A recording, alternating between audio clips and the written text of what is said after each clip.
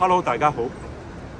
今日咧就唔好講樓市走勢啦，已經講咗好耐啦。8、9月份咧見真章，咁依家仲未到呢個時間，我哋不如講下咩樓咧就唔好買啦嚇，或者買樓嘅時候需要留意啲乜嘢。咁香港咧有間名牌咧就好 Q 貴嘅，即係佢你大家知啦 ，S 字頭。哇！頂你個肺一推出嚟咧，貴幾千蚊一尺嘅喎，點解咧？真係好奇怪。咁我覺得佢唔好得去邊嘅啫嚇。依家其實好多發展商都唔錯嘅，喺呢一刻新嘅嚇新推出嚟。咁但係我又覺得咧，黑廁仍然都有喎，好奇怪嚇。其實喺2010年咧，大家已經覺得哇黑廁係好核突。因為點解咧？香港地方濕，咁廁所其實好濕嘅喎。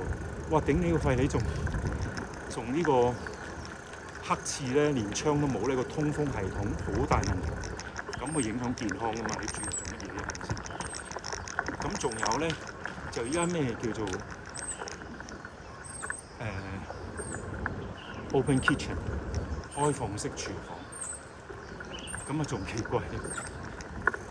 咁嗰個廚房咧，其實係香港人咧係或者中國人咧係有呢個明火煮食嘅。咁廚房咧就一定要有個防煙門嘅。咁佢開放式廚房唔知點解啦。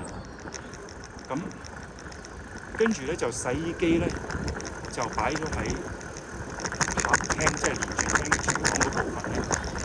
咁其實咧係。萬一個洗衣機壞咗漏水出嚟嘅話咧，即係成間屋喺度流晒水，咁係咪好咧？我就覺得麻麻，即係肯定唔係啦。